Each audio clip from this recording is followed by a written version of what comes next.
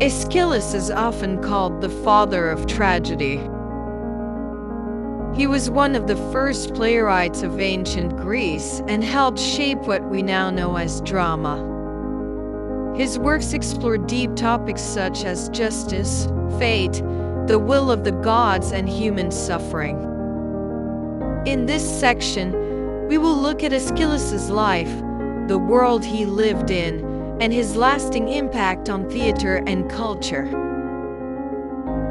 Aeschylus was born around 525 BC in the town of Eleusis, which was about 14 miles from Athens. Eleusis was famous for a religious festival called the Eleusinian Mysteries. These mysteries honored the goddess Demeter and her daughter Persephone. The ceremonies were secret, and only certain people could take part. This religious environment may have shaped Aeschylus' interest in gods, justice, and morality. His family was noble, and he received a good education. Like many Athenian men of his time, he also trained as a soldier. He fought in some of the most important battles in Greek history, including the Battle of Marathon in 490 BC, where the Greeks defeated the powerful Persian army. He may have also fought at the naval battle of Salamis and the land battle at Plataea. These experiences gave him a strong sense of patriotism, duty, and the terrible cost of war, all themes found in his plays. At the time Aeschylus was growing up, Athens was undergoing major political and social changes. The city was moving from aristocratic rule toward a form of democracy. Leaders like Cleisthenes had introduced reforms that allowed ordinary citizens to participate in government through voting and public debate. It was also a period of intense religious devotion. Every part of life, from politics to war to art, was deeply connected to the gods. Festivals, sacrifices, and religious rites shaped the daily lives of Athenians. This world of shifting power structures, divine worship, and civic duty had a strong influence on Aeschylus' writing, especially his concern with justice, divine authority, and the role of human beings in a society ruled by gods. Before Aeschylus, Greek drama was simple. It had only one actor and a chorus. The actor would speak lines, and the chorus would sing and dance. Aeschylus changed that. He added a second actor, which allowed characters to speak to each other on stage. This made the drama more complex and more like what we know today as theater. He also improved costumes and scenery. He introduced taller boots called cothurni and large masks so that actors could be seen and heard by large audiences in open-air theaters. His plays had powerful visual elements, and he was known for using dramatic effects such as thunder, fire, and even stage machinery.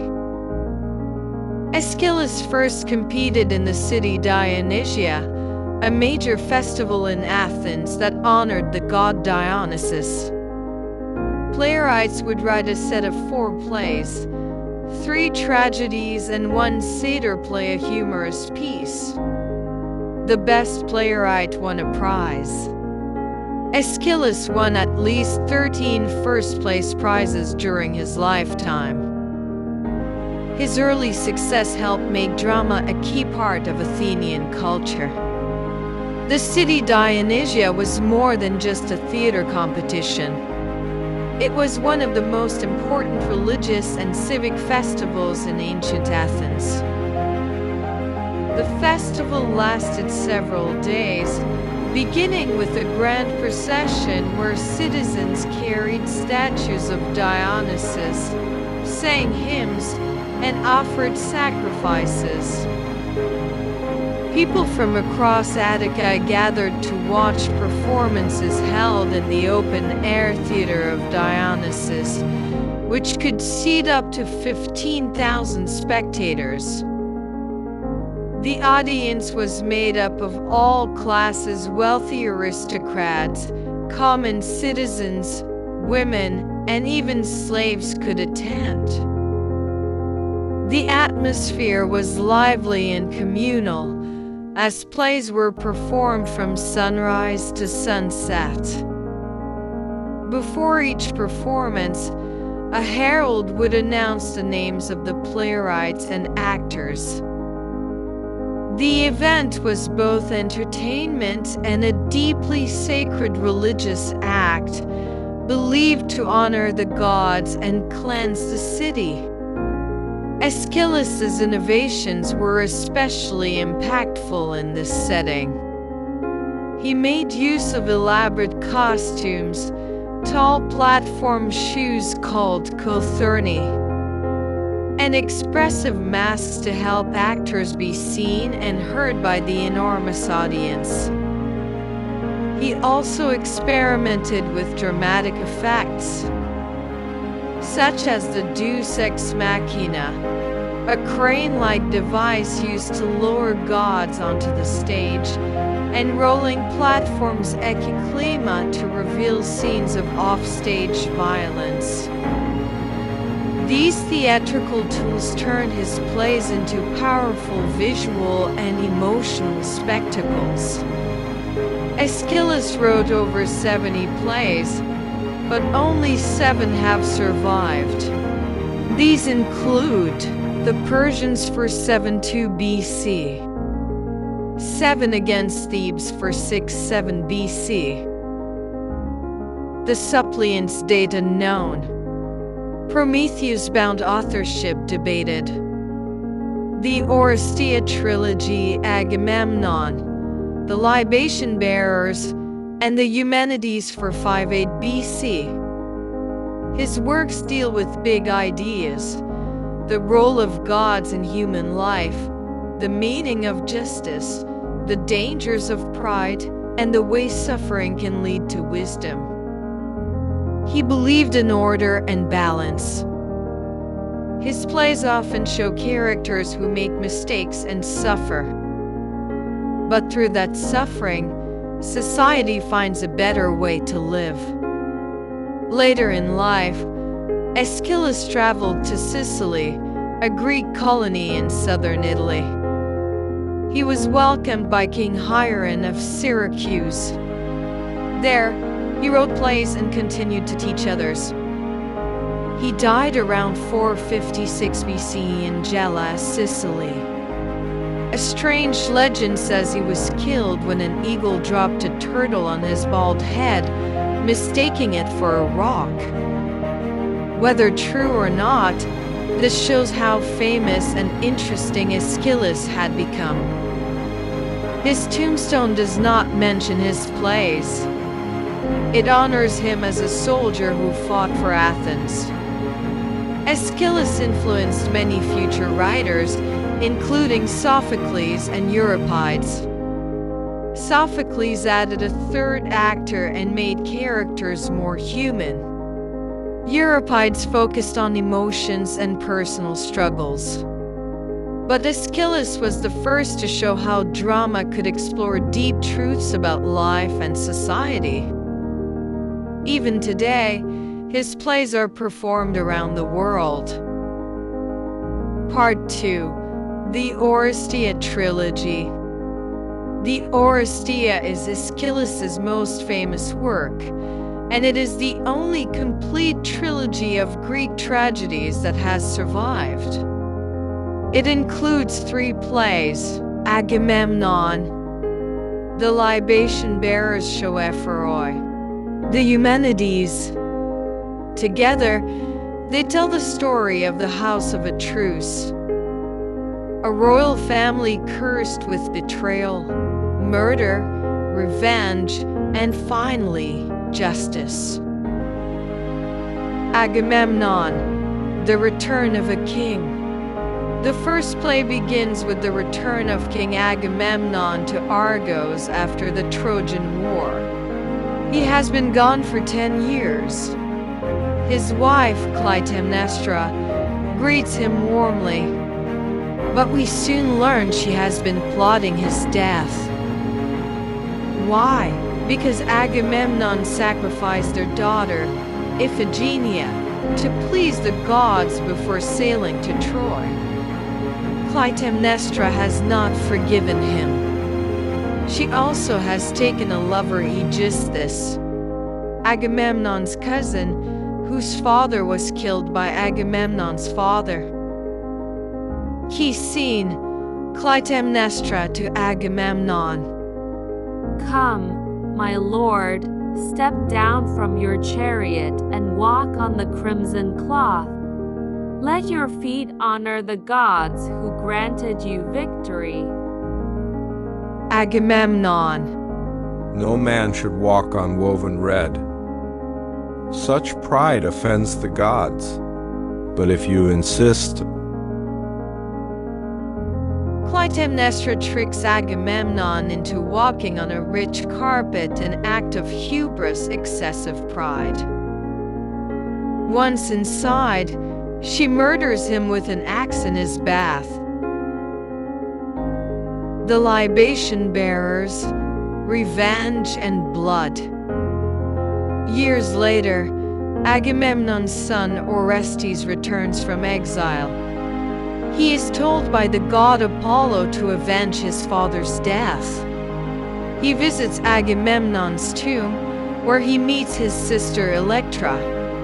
Together, they plan revenge. He sees Orestes and Electra at the tomb. Orestes' brother, is it truly you? Yes, sister. I have returned to do what must be done. May the gods bless your hand.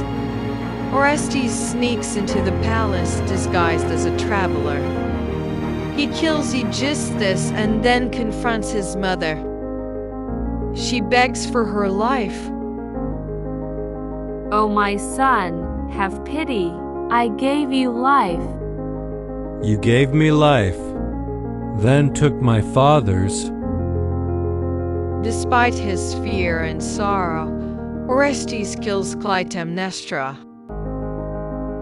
But soon, terrifying beings appear, the Furies or Erinyes, ancient spirits of revenge. They chase Orestes for killing his own mother, even though he was obeying Apollo. The Eumenides, from vengeance to justice. The final play takes us to Athens, where Orestes seeks help from Athena, the goddess of wisdom. She decides that this is a case too difficult for gods alone. She creates the first court of law, the Areopagus, and calls on citizens to serve as jurors. Let reason guide us, not endless blood. Let a court judge what is just. In the trial, Apollo defends Orestes. The Furies demand punishment. The jury is split. Athena casts the final vote for mercy. The Furies are furious, as their name suggests. But Athena promises them honor in a new role. They will become the Eumenides, or kindly ones, who protect justice, not revenge. We are ancient, older than Zeus. Must we yield to this new order? Yes, but not vanish. You will have a home, honor, and praise in this city. Major themes in the Oresteia: justice vs. revenge. The trilogy moves from personal revenge to a system of public justice. Aeschylus shows how society must evolve beyond endless cycles of violence. The role of the gods. Gods guide human actions, but not always clearly. Apollo commands Orestes to act, but then Orestes is punished. Athena introduces a new balance, law and reason. The power of women. Clytemnestra is strong, clever, and dangerous. Electra is loyal and brave. Athena brings wisdom and peace. Aeschylus shows women in many complex roles. Transformation of society. From tribal blood feud to democratic court. Aeschylus reflects changes happening in Athens itself. His message is that progress is possible. In ancient Greek society, acts of revenge were traditionally handled through blood feuds, where family members sought to avenge the death of a relative. This cycle of personal retaliation often led to endless violence and instability within communities. During Aeschylus's lifetime, however, Athens was transforming into a city defined by law, reason, and collective justice. The establishment of the Areopagus court, a real institution in Athens, provided a legal framework for dealing with serious crimes such as murder. This was one of the earliest known public courts in Western history, where a jury of citizens, rather than personal vengeance, determined the outcome of a case.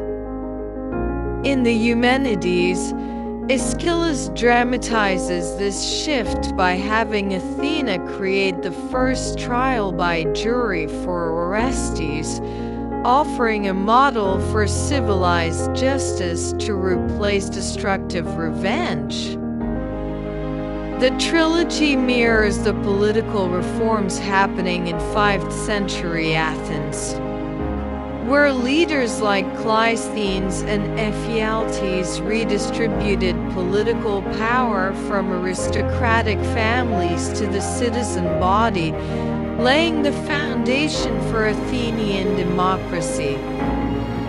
Through this story, Aeschylus not only resolves the curse of the House of Atrus, but also celebrates the idea that human society can evolve from violence toward lawful communal justice.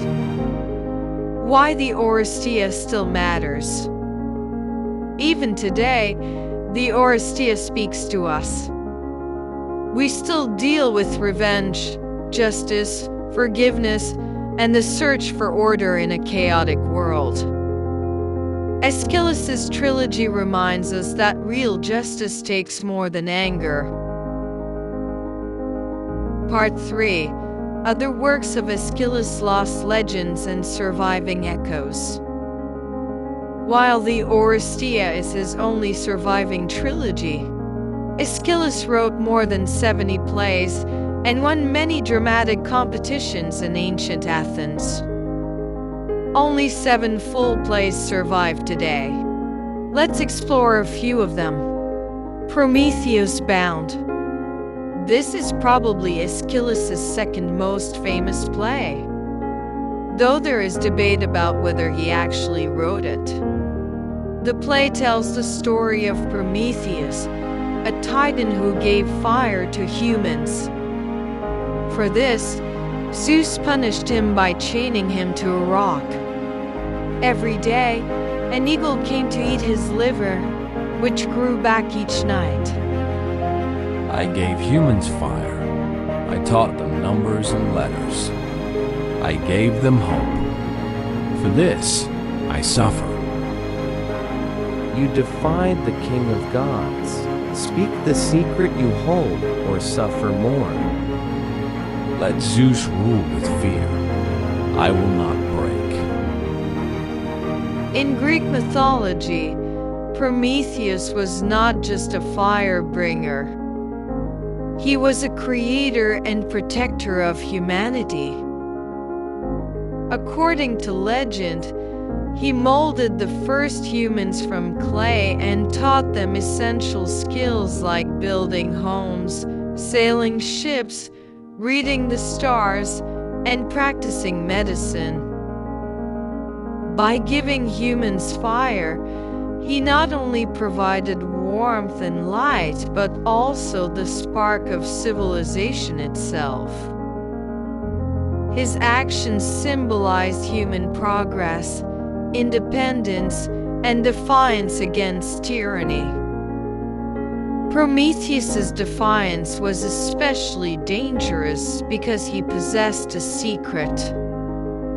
Knowledge of a prophecy that one day a child of Zeus would overthrow him. This gave the story an added layer of tension.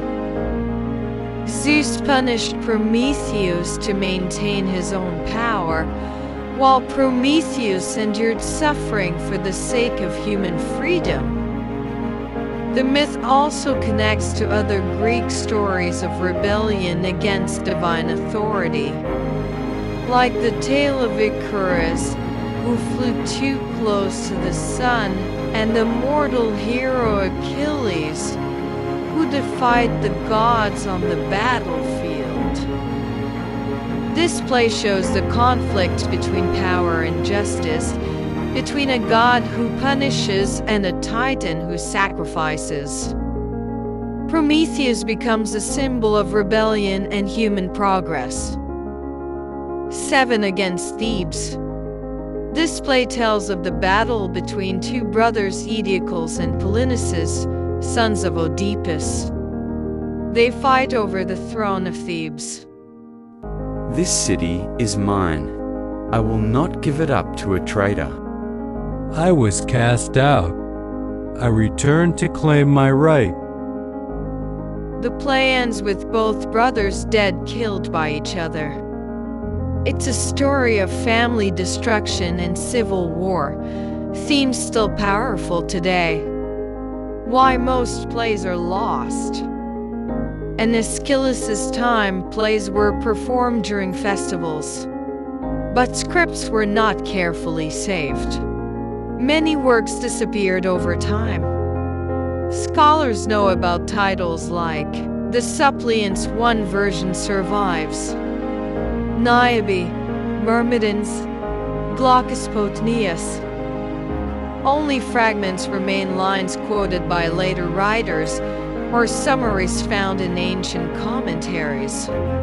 Still, these fragments show Aeschylus's wide imagination and poetic skill. For example, in his lost play Myrmidons, Aeschylus told the story of Achilles and the death of his beloved companion Patroclus during the Trojan War.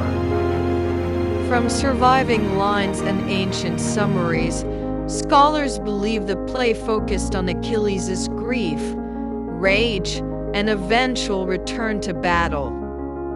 In one fragment, Achilles reportedly mourns over Patroclus' body with intense, lyrical poetry, offering a unique emotional depth compared to Homer's Iliad.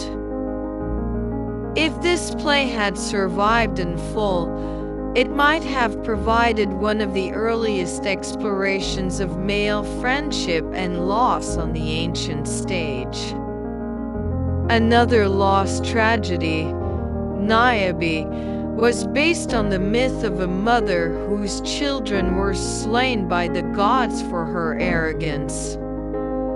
Fragments describe her standing silent, consumed by grief, a powerful image of maternal suffering. Ancient sources suggest that Aeschylus emphasized the human cost of divine punishment and the loneliness of a figure devastated by tragedy. Modern scholars and playwrights have attempted to reconstruct scenes from Niobe, imagining her final moments and the quiet defiance she may have shown before being turned to stone. Though these plays survive only in pieces, They remind us of Aeschylus's extraordinary range from war epics to deeply personal dramas, and inspire modern artists to fill in the gaps, imagining how these lost masterpieces once moved ancient audiences. Aeschylus's influence. Even though only a few of his works survive, Aeschylus left a huge impact. He influenced later tragedians like Sophocles and Euripides, and even Roman playwrights like Seneca. His themes of justice, fate, and divine will continue to inspire modern writers, directors, and thinkers. Films, novels, and plays still borrow from his stories. For example, Eugene O'Neill's Morning Becomes Electra is based on the Oresteia. Jean-Paul Sartre and Sigmund Freud both discussed Aeschylean themes in their work. In The Matrix, the theme of sacrifice and destiny echoes Prometheus Bound. Aeschylus lives on not just in books, but in how we think about justice, power, and humanity. Part 4. Reenacted scenes with commentary.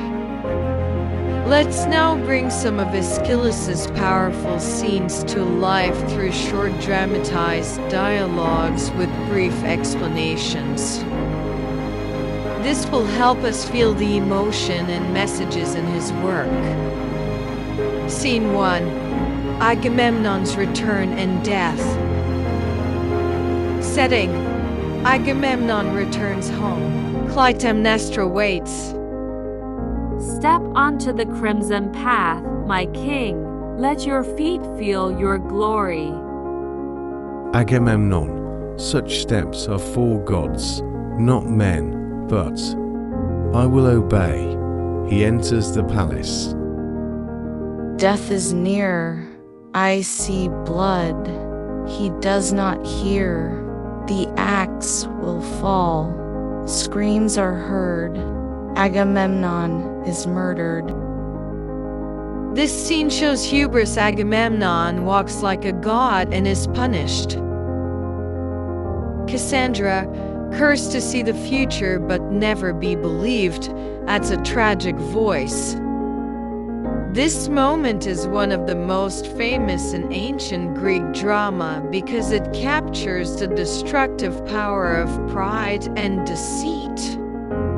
The crimson path is more than a lavish welcome, it's a trap, a deadly symbol of Agamemnon's downfall. In ancient Athens, stepping on rich fabric was a grave offense to the gods, reserved only for divine beings. Agamemnon's hesitation shows his awareness of this. But his desire to please his wife and maintain his kingly image leads him to a fatal error. Clytemnestra's calm, commanding presence reveals a woman in total control. She uses tradition against Agamemnon, masking her murderous intent with the guise of a dutiful wife. Cassandra's role intensifies the drama's sense of fate. Although she can see the future, no one listens, highlighting a theme that knowledge alone cannot change destiny. This scene reflects the ancient belief that private crimes, especially within a ruling family, disrupt the balance of society and call for divine retribution. Aeschylus uses this to warn against unchecked ambition and moral blindness at the highest levels of power. Scene 2. Orestes kills Clytemnestra. Setting: inside the palace. Stop, Orestes. I gave you life. And you took my father's. Justice demands this. This is the heart of the moral question. Is matricide ever just? Orestes obeys the god Apollo, but at a great cost. The viewer is left uncertain who is truly right. This is the most emotionally charged scene in the Oresteia, confronting the audience with the impossibility of pure justice. Orestes is caught between two sacred duties, avenging his father's murder and honoring his mother's life. In ancient Greek culture, the bond between parent and child was sacred, and matricide was considered one of the greatest sins. Yet Apollo, a god, has demanded it, creating a tragic paradox. Clytemnestra's plea, "I gave you life," is not just a mother's cry for mercy. It forces Orestes and the audience to weigh blood against blood. Her actions were driven by grief for her daughter, but she too committed murder. This scene illustrates the ancient idea of miasma, or blood pollution, where one violent act breeds another. Aeschylus forces us to ask, if justice depends on revenge, can society ever escape the cycle of violence? The Fury's immediate appearance confirms that even divine sanction cannot cleanse such bloodshed without consequence.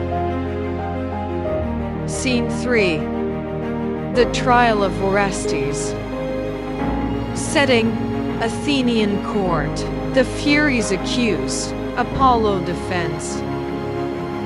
Blood calls for blood. He must suffer. He obeyed me, a god. Clytemnestra killed first. Let humans judge. Let wisdom rule. The jury votes. It is tied. My vote is from mercy. Let peace begin. This scene shows the birth of justice. Athena represents law, not vengeance. It's a powerful moment of turning from ancient violence to modern courts. This moment represents one of the most important ideas in Aeschylus's work: the transformation of justice from personal revenge to public law. The Areopagus, the real-life court where this mythic trial is set, was one of Athens' oldest legal institutions, where homicide cases were judged by a council of citizens. By staging this trial, Aeschylus connects the mythical past to his contemporary audience, showing how civilized society can overcome cycles of blood revenge.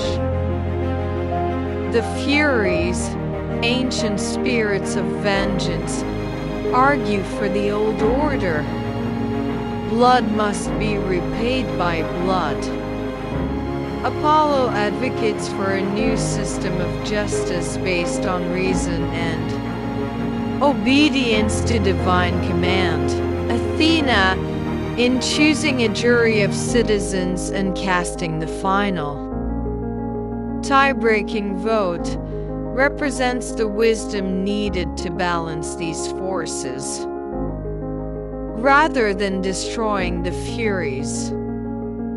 Athena offers them a place of honor in the city, transforming them into protectors of justice.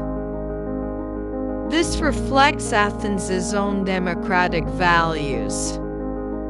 The idea that even dangerous primal forces can be integrated into a lawful, orderly society. Scene 4. Prometheus resists Zeus. Setting: Prometheus is chained. I gave fire to humans. I taught them hope. For this I suffer.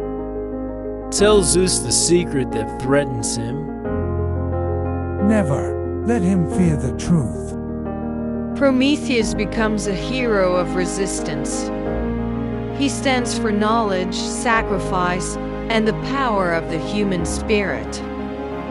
Prometheus's defiance marks him as one of mythology's first heroes of moral rebellion.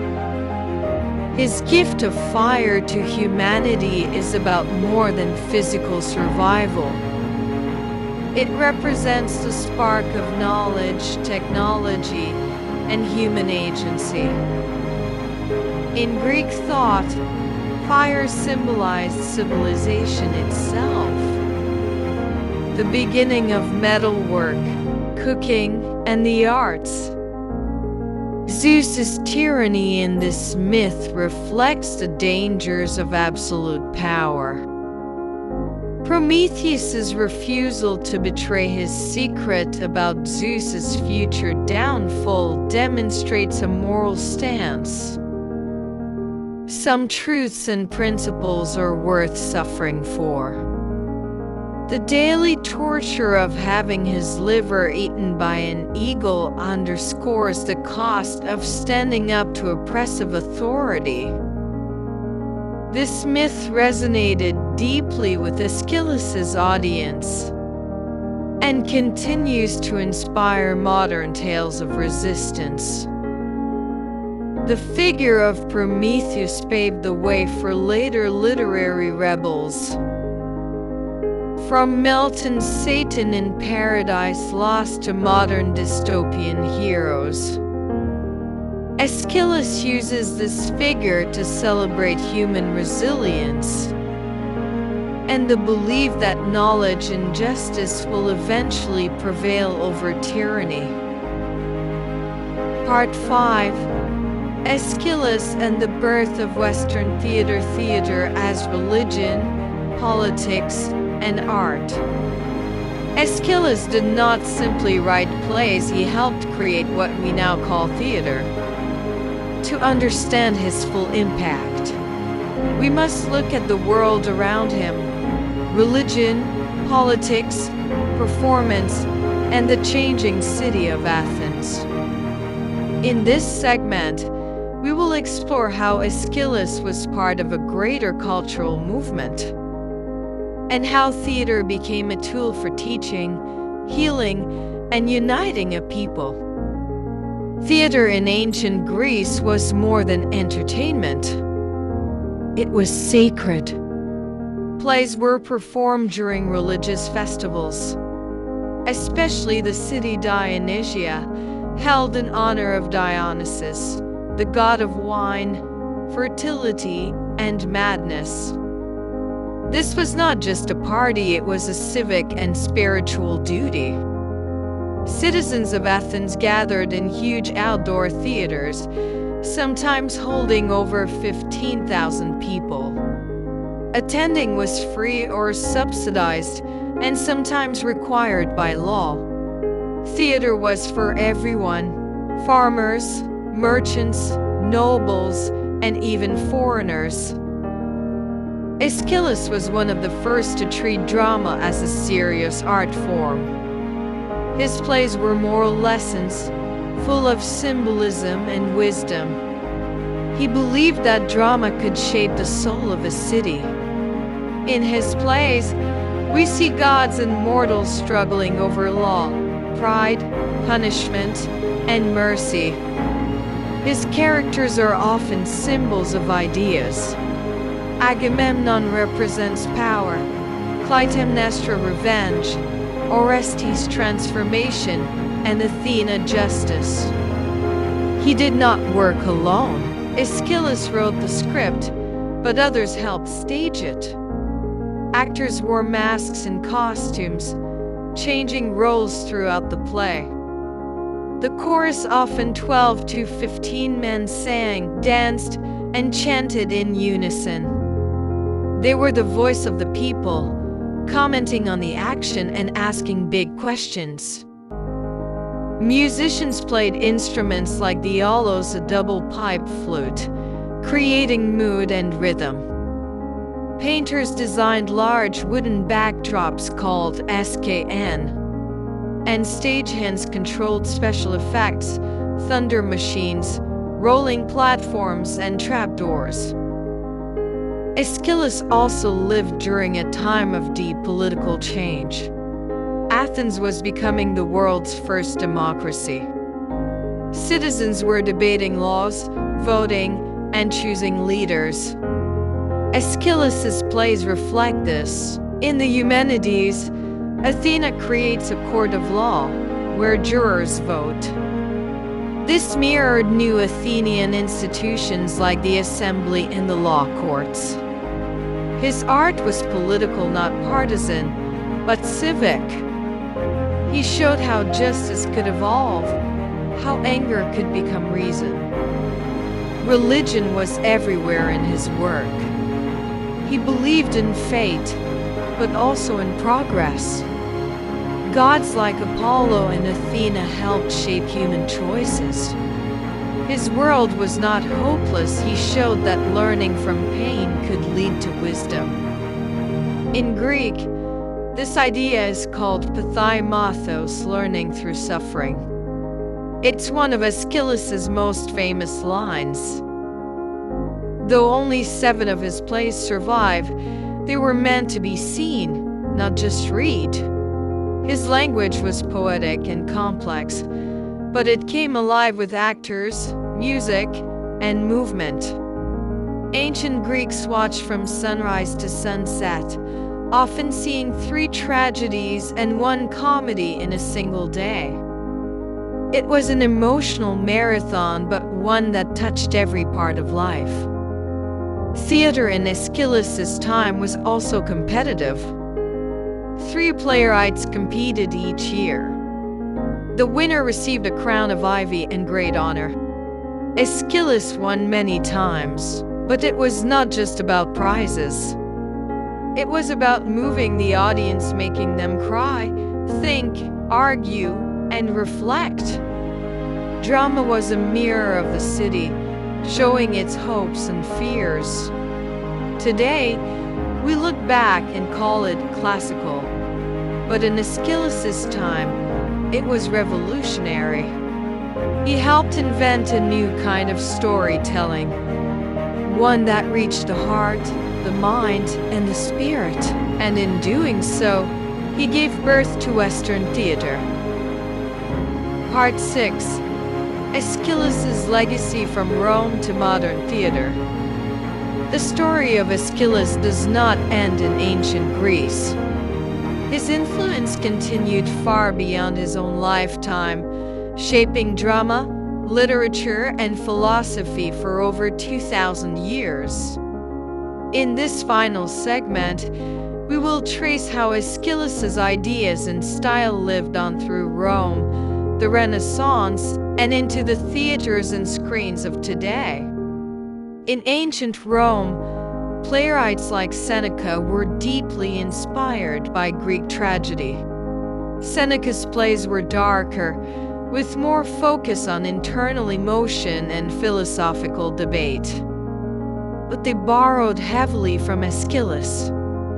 The themes of revenge, divine justice, and tragic fate remained strong. Roman audiences loved drama, and the grandeur of Aeschylean storytelling fit well with their tastes. Later, in the Middle Ages, most of Greek drama was forgotten in the West. However, in the Byzantine Empire and the Islamic world, texts were preserved and studied. When the Renaissance began in the 14th century, scholars rediscovered ancient Greek texts. Aeschylus returned to Europe like a long-lost voice. Artists and writers were amazed at the beauty and depth of his tragedies. In the 16th and 17th centuries, playwrights like William Shakespeare were influenced by Greek models. Shakespeare never copied Aeschylus directly, but his sense of fate, inner conflict, and moral struggle echo Aeschylean ideas. Plays like Hamlet, Macbeth, and King Lear are filled with tragic power, much like Agamemnon or Prometheus Bound. In the 19th and 20th centuries, Aeschylus's plays were translated into many languages. Writers like Goethe, Shelley, and Nietzsche admired his work. Philosophers found meaning in his exploration of justice, guilt, and human growth. Freud even referred to the Oresteia when developing his theories on family and psychology. Modern directors often return to Aeschylus for inspiration. His stories are universal. In the 20th century, the Oresteia was adapted into opera, dance, radio plays, and even films. In some versions, the characters wear modern clothing or speak in today's language. But the emotions and questions remain ancient and powerful. Today, Aeschylus is studied in schools and universities around the world. His plays are performed in open-air theaters and black-box stages alike. Students discuss his themes of law, morality, power, and forgiveness. Directors explore how ancient tragedy still speaks to modern audiences. In countries with a strong tradition of theater, such as the UK, France, Germany, Japan, and the United States, Aeschylus is seen as one of the founding fathers of drama. His trilogy, The Oresteia, is often staged during moments of political tension, when society reflects on law, justice, and violence. The themes he wrote about are still with us. What should a son do if his mother kills his father? Is revenge ever justified? Can humans overcome their darkest instincts? What role should the gods or fate or society play in human decisions? Aeschylus never offered simple answers. He believed that growth came through pain, wisdom through trial. This belief, Pathai connects all his work. It connects ancient Athens to the modern world. So whether you're watching a classic play, reading a novel, or seeing a new movie about justice and tragedy, Aeschylus is there. His words live on. His questions remain. His vision still shapes the stories we tell. And that is the true legacy of Aeschylus. The father of tragedy, the poet of justice, and the voice of drama through the ages. Part 7. Aeschylus and the Human Condition: Pain, Power, and Progress. Aeschylus's plays are not just stories. They are deep explorations of what it means to be human. At the heart of his work lie timeless questions about suffering, power, and the possibility of growth. His characters often face immense pain and tragedy. But for Aeschylus, suffering is not meaningless. Through hardship, people learn important truths. This idea, called Pathai learning through suffering, is central to his worldview. It suggests that pain can bring wisdom and lead society forward. Power is another key theme. Many of his plays show rulers whose pride and ambition lead to their downfall. Agamemnon's arrogance, for example, brings disaster not only on himself but on his whole family and city. Aeschylus warns us that power must be balanced by justice and humility. Despite the harshness of fate and the gods' will, Aeschylus believed in progress. His works often end with hope, a chance for renewal and peace after chaos. The transition from revenge to law in the Oresteia is a perfect example. It shows that societies can evolve beyond cycles of violence. By holding a mirror to human nature, Aeschylus invites the audience to reflect on their own lives. His plays ask, how do we face suffering? How do we use power responsibly? Can we grow from our mistakes? These questions remain as relevant now as they were over 2,000 years ago. Part 8. The chorus, the voice of the people. In Aeschylus's theater, the chorus plays a unique and vital role. Unlike modern plays where the audience watches characters act out a story, in Greek tragedy the chorus speaks, sings, and dances as a collective voice. The chorus often represents the community or the voice of the people. They comment on the events unfolding on stage, ask moral and philosophical questions, and express feelings that the characters themselves might not show. Their presence reminds the audience that the drama reflects the whole society, not just individual heroes. Composed usually of 12 to 15 men, the chorus was a powerful artistic element. Their songs and movements created atmosphere, built tension, and helped the audience understand complex themes.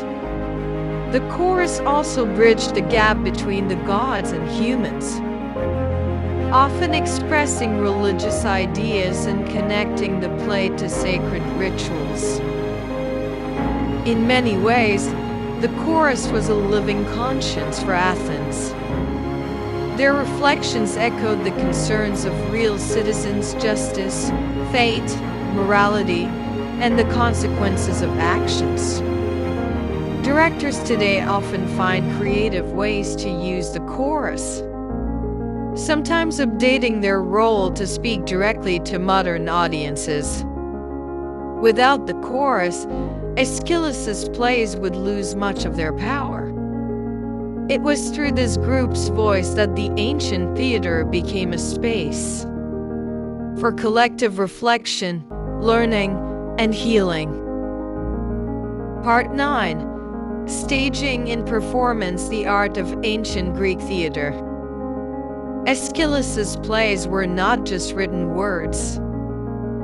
They were meant to be performed in grand outdoor theaters that could hold thousands. The art of staging and performance was key to bringing his stories to life. Actors wore large masks that showed exaggerated expressions, allowing distant audience members to understand emotions. These masks also helped transform one actor into multiple characters by changing masks and costumes. Only a few actors performed all the roles, so versatility was essential. The stage itself was simple but clever. Behind the actors was the SK in a wooden building used for scenery and entrances. Stagehands created special effects such as thunder, lightning, and even flying gods using ropes and machinery, adding excitement and spectacle. Music and dance were integral. The chorus sang and danced, accompanied by instruments like the aulos, a double-piped flute, setting the tone and pacing of the play. This combination of poetry, music, and movement created a powerful emotional experience. The open-air theaters, such as the Theater of Dionysus in Athens, used natural acoustics and the landscape to enhance performances. Watching a play was a communal event, a chance for citizens to gather, reflect on shared values, and experience the drama of human life together. This rich tradition influenced theater around the world, inspiring techniques still used in drama, opera, and film today. Part 10. Why Aeschylus matters today: timeless questions and modern stories. Why do we still read and perform Aeschylus more than 2 millennia later? His work remains relevant because it speaks to universal human concerns. His plays ask questions that never lose their urgency. What is justice? How do we balance punishment and mercy? How do we face fate and suffering without losing hope? How should power be used and restrained? Can societies grow beyond cycles of violence and revenge? Modern storytellers, whether in theater, movies, or novels, continue to explore these themes. The struggles of Aeschylus's characters echo in stories about war, family conflict, political power, and personal tragedy. Adaptations of his work appear worldwide, from traditional stage performances to experimental theater, film, and even video games. Directors often update his stories to reflect contemporary issues, proving the timelessness of his vision. Moreover, Aeschylus's emphasis on collective responsibility and the birth of legal justice resonates with modern democratic ideals. His idea that wisdom often comes through trial and pain encourages us to keep learning and improving. In short, Aeschylus is not just a figure of ancient history. He's a living voice, challenging us to confront difficult truths and to seek justice and meaning in our own lives. Part 11. Reflections on Legacy Aeschylus in Our Collective Memory. Aeschylus's work is more than an ancient artifact. It is a vibrant legacy embedded within our collective memory. In this segment, we step back to reflect on the timeless nature of his contributions. The enduring questions. Throughout his plays, Aeschylus posed questions that remain unresolved. What is true justice? How do we confront fate and overcome our darker impulses? His inquiries transcend the confines of ancient mythology, compelling us to wrestle with our own moral dilemmas even today.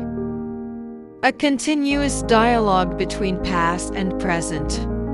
Aeschylus created more than drama. He opened a dialogue between the divine and the human, between ritual and reason. His vision has been echoed by generations of playwrights, philosophers, and everyday people who see in his tragedies a mirror for their own struggles. When we watch a modern adaptation or discuss a key scene, we are participating in an age-old conversation, a conversation that bridges the past and the present. Cultural memory and artistic renewal. The methods he pioneered in stagecraft, storytelling, and the use of the chorus have shaped the evolution of theater worldwide. More than 2 millennia later, these techniques continue to inspire directors and artists, reaffirming the idea that, while the context may change, human emotions and the quest for meaning do not. His legacy is found in the very fabric of how we create and interpret art. Personal resonance.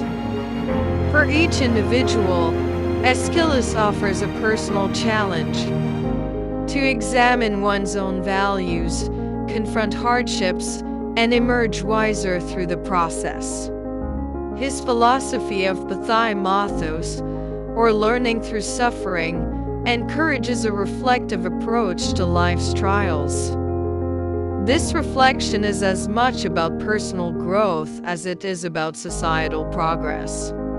In sum, Aeschylus's legacy is a living testament to the power of art to shape not only culture, but individual souls. His work endures because it speaks to the universal journey of human experience. Conclusion: why we still read Aeschylus. Aeschylus lived over 2,500 years ago, but his plays are still alive. They ask timeless questions. What is justice? Is revenge ever right? Can we overcome fate? How should power be used? Through vivid characters, deep themes, and poetic dialogue, Aeschylus brings these questions to life. He believed in progress from chaos to order, from war to peace. That belief still speaks to us today.